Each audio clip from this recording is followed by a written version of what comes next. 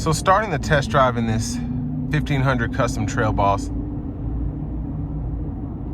it does have a bit more of a rugged feel, as you would expect with it being a TrailBoss as opposed to the traditional custom. What I like about it is it still has that kind of raw feel to it. It's a custom, it's a TrailBoss, so it does feel a bit more, I guess, rugged, a bit more basic. And you know, it's one of the things I like about this truck in particular. Now, another plus of this truck is you do have a few features that you don't necessarily expect in a custom. So I love having the power seat with the two-way power lumbar support. Of course, we get that standard wireless CarPlay, Android Auto compatibility. And then just having the full-on four-wheel drive as well is a really nice touch. I'm gonna slow it down here, give it a pull. Here we go.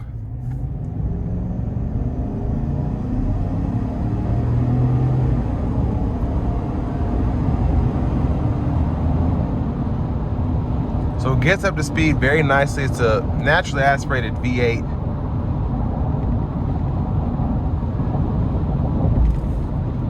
But I love the sound of the dual exhaust compared to the single outlet on the customs there. And usually those customs are the Turbo Maxes, which have a good sound as well, but I just love the V8 mixed with the exhaust you get there.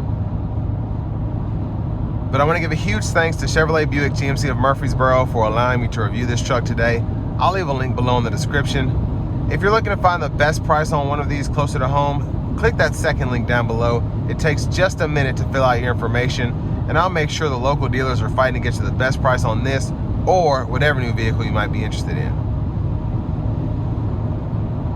And it's a full-size truck. Road noise is just a bit more prevalent with these off-road tires, but other than that, I mean, still a great ride here.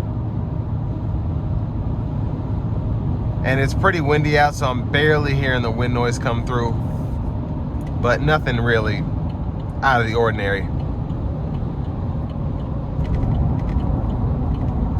But one thing I will say about these trucks is because it's more of a factory lift, it's not a huge 6-inch, it's a 2-inch Z71 everything.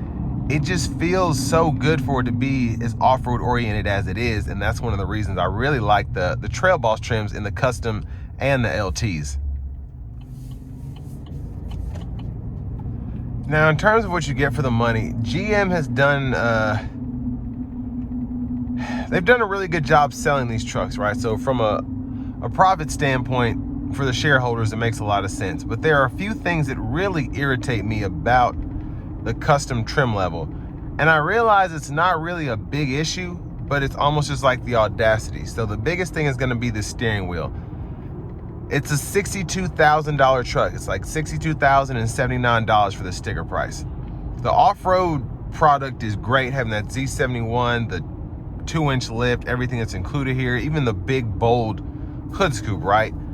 But to have this vinyl steering wheel, it just, and I hate to talk down on the manufacturers because they have a tough job, but it just feels so cheap to be over $60,000. And I would have rather had a bit more nicer finish here, or even leather, or put some kind of leatherette on there, whatever, and give me a telescoping steering wheel. At least I'll have that option. But just having a tilt here, again, having this much space in a truck, you don't really need to telescope the wheel, but it's the principle of it. The dash doesn't really bother me. You have that screen in the middle. Again, that's a bit dated compared to these all digital screens that we see, but I like it. It has a more simple feel. It makes sense. It's not confusing. I know where everything is. But on the good side, we do have full 4-wheel drive. We do have push button start. We have wireless CarPlay, Android Auto here. They haven't tried to take that out like they have some of the newer vehicles, the more technologically advanced vehicles that GM has. I like the storage in these as well, having 2 pockets over there, tons of storage in the door panel, and then having the storage pocket in the middle seat and the storage pocket underneath the middle seat. And this 5.3 V8 it's tough. You have the dynamic fuel management, say what you will about that, but it does help.